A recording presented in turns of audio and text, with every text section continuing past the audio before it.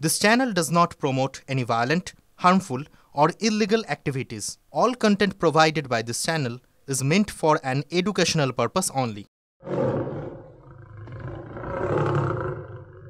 শীত পড়তেই জঙ্গল থেকে বেরিয়ে আসছে বাঘ। লোকালয়ে বাঘের ঘোরাফেরা বেড়েই চলেছে। ক্যানিং সুন্দরবন অঞ্চলের মানুষ রীতিমতো আতঙ্কে দিন কাটাচ্ছেন। বৃহস্পতিবারই এক মৎস্যজীবীর মৃত্যু হয়েছে বাঘের কামড়ে। বৈঠভাঙের জঙ্গলে 22 বছরের ওই যুবকের মৃত্যু হয়। আর এবার হানা কুলতলিতে। রাতের অন্ধকারে সোজা ঘাড়ের ওপর ঝাঁপিয়ে পড়ল বাঘ। বৃহস্পতিবার রাতে বাড়িতে খাওয়া দাওয়ার পর মোবাইল হাতে নিয়ে রাস্তায় বেরিয়েছিলেন এক কিশোর। বাড়ির সামনে নদীর পাড় ধরে রাস্তায় হাঁটছিল রাহুল হালদার নামের ওই ছাত্র। কুলতলি ব্লকের মইপিট উপকূল থানা এলাকায় গুড়গুড়িয়া ভুবনেশ্বরী গ্রাম পঞ্চায়েতের দেবীপুর হাই স্কুলের পড়ুয়া রাহুল ওই নদীর পাড় ধরে মাঝে মধ্যেই হাঁটাহাঁটি করে সে। কিন্তু পিছনে যে বাঘটি ঘাপটি মেরে বসে আছে তা ঘুণাক্ষরেও টের পায়নি সে। ভাত টাত খেয়ে দিয়ে বাড়ি থেকে বার হয়েছি রাস্তার মধ্যে, তা আমি ফোন দেখে আসছিলাম। হঠাৎ পিছনে ঘুরেছি আর সঙ্গে সঙ্গে বাঘটা এসে আমাকে এই পিঠের চালে থাবাটা মেরেছে। তারপর আমি চিৎকার করে ওটা দাদাকে ডেকেছি। তারপর ওই বাঘটা ভয়ে দৌড়ে চলে গেল। তারপর দাদারা সবাই চিৎকার করে বার হয়ে এসেছে। আমার তো ভয় হয়ে গেছিল।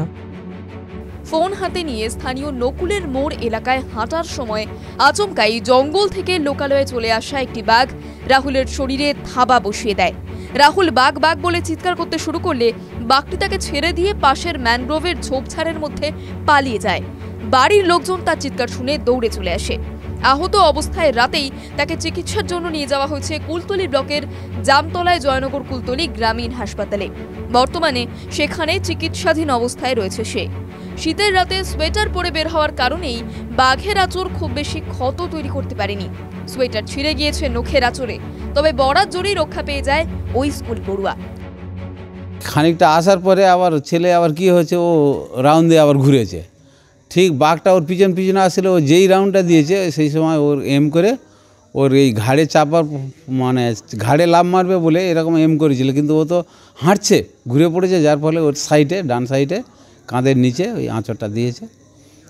আর ওই 4টে দাগ বয়েছে, মোটামুটি গুরুতর অবস্থা। বনরক্ত গাফরতি এবং খবর দেওয়া হয়েছে, ওনারা কিছু করছে না। আজকের এই 5 দিন ভোর এই বাঘ পেরোচ্ছে, এখানে ওখানে করে পেরোচ্ছে এবং লোকের আক্রান্ত করছে। লোকালয়ে বাঘ ঢোকার খবর পেয়ে ঘটনাস্থলে পৌঁছে যায় বন দপ্তরের আধিকারিক সহ কর্মীরা।